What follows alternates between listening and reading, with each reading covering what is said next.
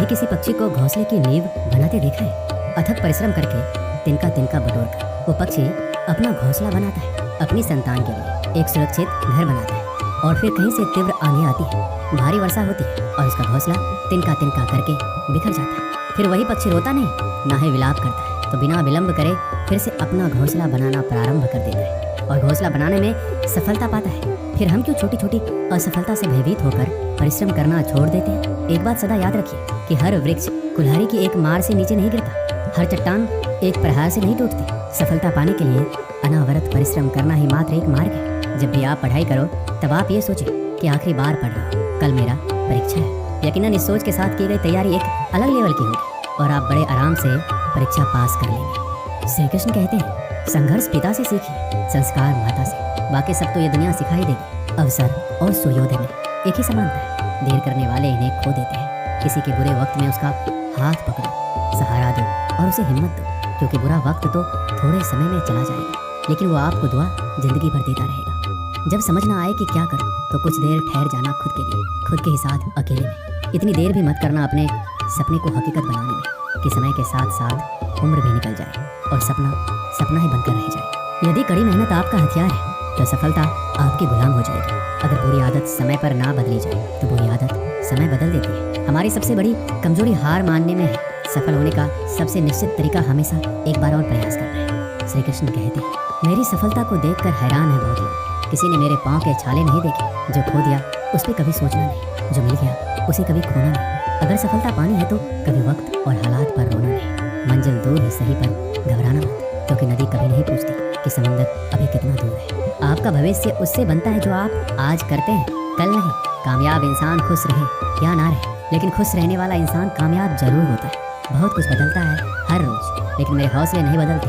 बदलता हूँ तरीके जरूर, लेकिन मेरे इरादे नहीं बदलते। हर दिन एक शुभ दिन होता है, जरूरत है तो बस शुरुआत करने की। जिंदगी जीने के दो ही तरीके होते हैं, एक जो हो रहा है होने दो, बर्दाश्त करते जाओ, या फिर जिम्मेदारी उठाओ उसे बदलने की। अपनी उन्नति के लिए प्रयत्न करते हैं। स्वयं को पतन की ओर मत ले जाइए, क्योंकि व्यक्ति स्वयं ही अपना शत्रु भी है और मित्र भी है। जीत हासिल करनी है तो हमेशा खुद से ये बोला करो।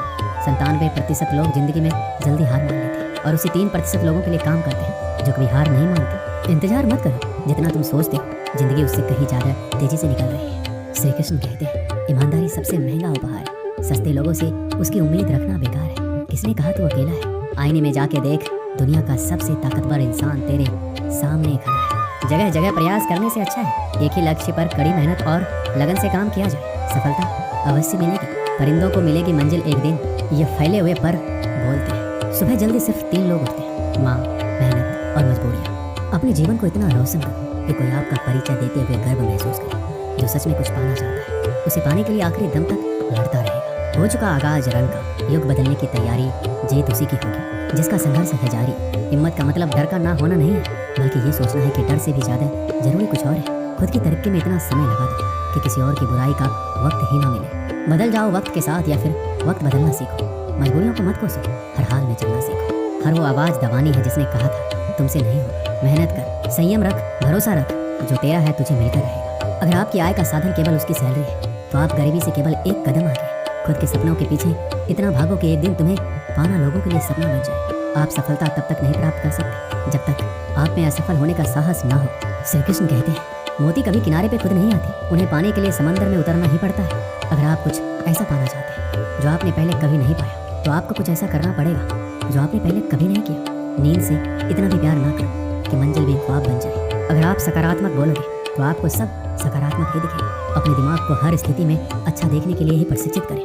अगर आप बुरी स्थिति में भी अपने आप को सकारात्मक रखते हैं तो ये आपकी जीत है। अगर आपने ये मन में ठान लिया कि आप कर सकते हैं तो इसी में आपकी आधी जीत हो जाती है। जीवन में हमेशा मुस्कुराने की वजह नहीं मिलती, लेकिन आपकी मुस्कान दूसरों के मुस्कुराने की वजह जरूर होती है। बेशक हर दिन अच्छा नहीं होता, लेकिन हर दिन कुछ न कुछ अच्छा जरूर होता है। आपकी जिंदगी चाहे कितनी भी बुरी क्यों ना गुजर रही, आपको हर रोज सुबह धन्यवाद करना चाहिए कि आपके पास जिंदगी है। दूसरों की छोटी छोटी मदद करते रहिए। कई बार ये छोटी छोटी मदद दूसरों के दिल में बड़ी जगह बना लेती है। जब हम बैठते हैं तो हम डर पैदा करते हैं, जब हम कार्य करते हैं तो हम इसे दूर कर लेते हैं। लक्ष्य भले ही तुम्हारा छोटा है, लेकिन संकल्प हमेशा भरा रखिए। जिस व्यक्ति में आत्मविश्वास होता है वह दूसरों का भी विश्वास हासिल करता है। अगर ख्वाहिश कुछ अलग करने की है तो दिल और दिमाग के बीच बगावत लाजमी है। सोच की वजह से कोई मालिक होता है और कोई नौकर। टालने वाले नहीं, कुछ करने वाले दुनिया में आगे बढ़ते हैं। जो वक्त के साथ अपने आप को बदलता है वही अपने हिसाब से दुनिया को बदल सकता है। हारता तो हर कोई है जिंदगी में, लेकिन जीतता वही है जो उससे सीखता है। जीतने और हारने वालों में फर्क बस इतना सा है, हारने वालों ने हार मान ली और जीतने वालों ने हार नहीं मानी।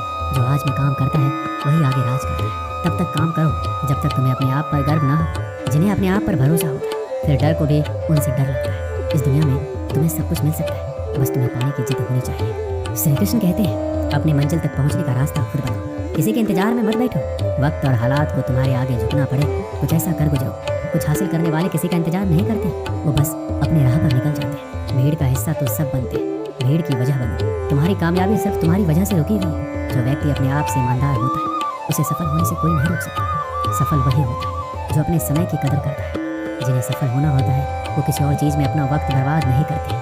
वक्त के साथ जो चलते हैं उनके पीछे पूरी दुनिया चलती है। बेहतर से बेहतरीन होने के लिए अपने कमी पर काम करना बहुत जरूरी है। जिनके इरादे मजबूत होते हैं वो बस अपने लिए काम करते हैं। एक दिन की बात है, एक साधु गांव के बाहर वन में स्थित अपनी कुटिया की ओर जा रहा था। रास्ते में बाजार पड़ा।